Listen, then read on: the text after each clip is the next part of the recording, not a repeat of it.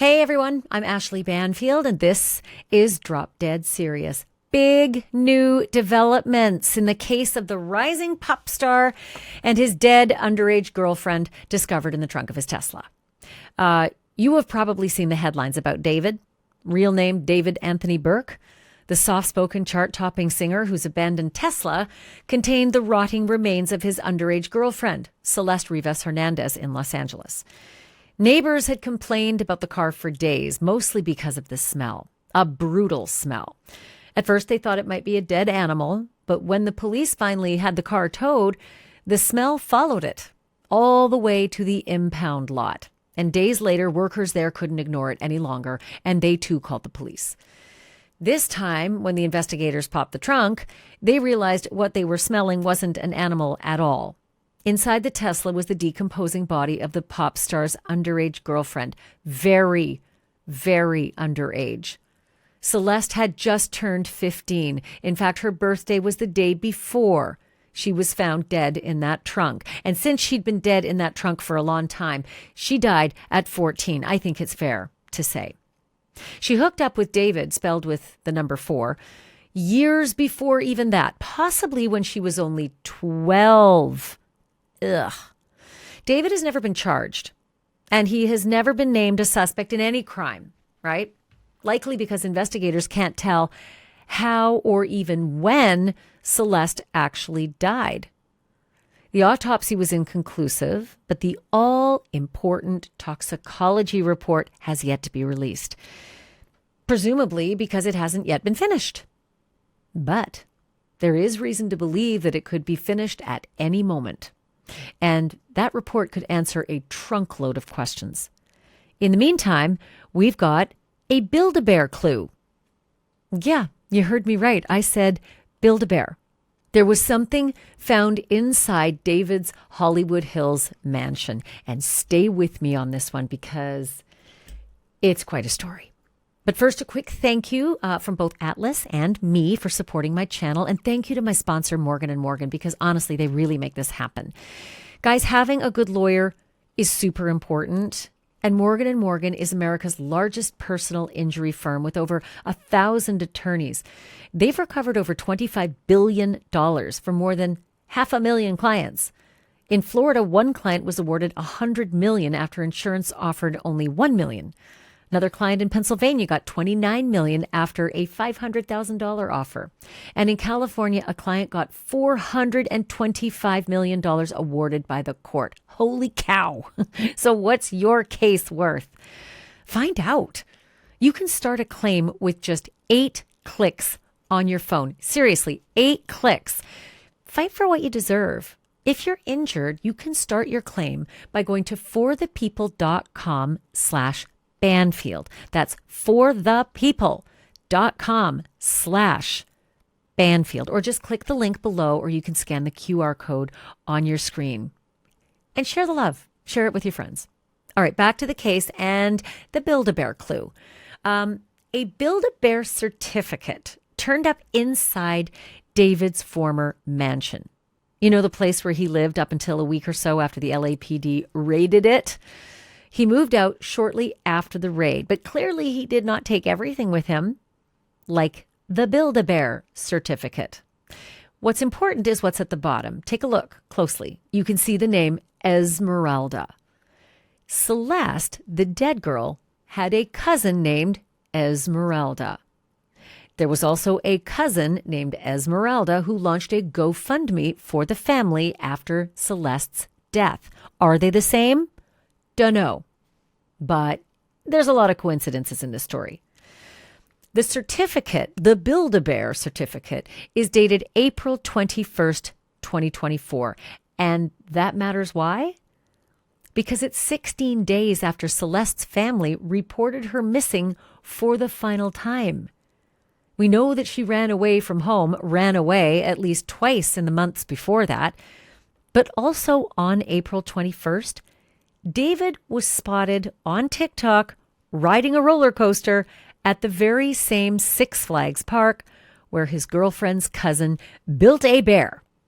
And we know she built the bear there because there's a Build-A-Bear at that Six Flags, and it's the date. So it's likely that David and Celeste and cousin Esmeralda were all at that Six Flags resort on that same day, while Celeste was officially a missing person. So I don't think she really was, because when you're a missing person, usually your family doesn't know where you are. And yet Esmeralda, Celeste's cousin, knew where she was on April 21st, 2024. She was also spotted at Esmeralda's graduation in May of 2024. So missing.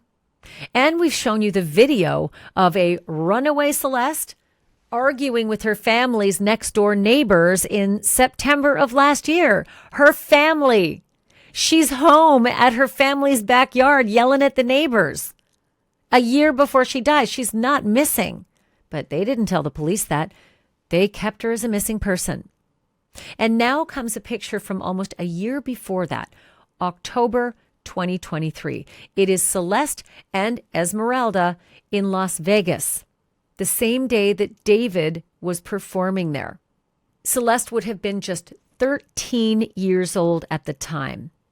All of this was uncovered by Steve Fisher. He's a private investigator hired by David's former landlord of that mansion, who wants to know once and for all what the hell went on in his rental house when David and anybody else were in there.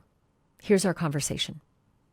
Steve, let's talk toxicology report. First, I gave a little hint there. You have the answer, though. Why is it that we think the toxicology report on Celeste might actually be coming sooner rather than later?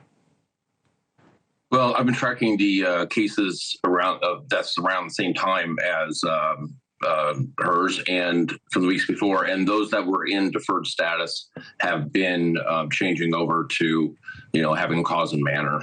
There are a few cases that still haven't, but there are several cases actually on the same day, on the 8th, September 8th, as hers, that toxicology has come back because they now list some of the other people's deaths as effects of fentanyl or whatever. So I believe her initial tox may be back, and they're still working through, cause and manner. But there's also a good chance, because of her state of decomp, that they have to send, this out for additional testing or a different type of testing to get, a result. Just wonder if they're going to tell us about it, even if it does come in today, yesterday, or tomorrow. That's the other issue. I'm so short on time, and I got a million questions. Let's talk Build-A-Bear. That certificate that says Esmeralda. We don't know if it's Celeste's cousin Esmeralda or if it's the cousin that did the GoFundMe. But the date is pretty fascinating, and the fact that it's found inside his home. This is April in 2024. The certificate. Celeste would have been 13, and again, Esmeralda might have been, about 15 or 16. But this likely puts Celeste inside David's home, doesn't it? Well, it puts it inside the home, and it also, there was people aware of where Celeste was, and they're obviously in contact. They planned this out, and I don't believe this is just a coincidence. I believe that this is that Esmeralda, and David was there, we know, at Six Flags that day. Celeste was a missing person, and then shortly after, she shows up at graduation, and I think, there's some people pushing back saying, well, she's Esmeralda's a senior in high school. The point is that I don't think Celeste was the only person there for that graduation. I think there was adult family members there as well, and they should have notified law enforcement that Celeste is not, we've located her, and then they intervene and find out what's going on. But that didn't happen. Well, we've just put she was a runaway, but was she really missing? I mean, I've lost count now of the sightings and the moments where she was together with family members. I'm going to combine these two questions for time here. Sure. You have heard that the family told people after Celeste went missing not to look for her. And we've noticed that that Vegas photo was deleted from the aunt's Instagram. What do you make of that? And that's Esmeralda's mom.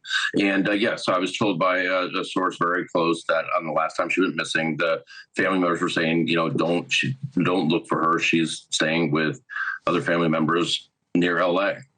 And all of a sudden we see a lot of interaction with Esmeralda and Esmeralda's mom. So it's, these are all dots we're collecting, and, and then we'll connect them.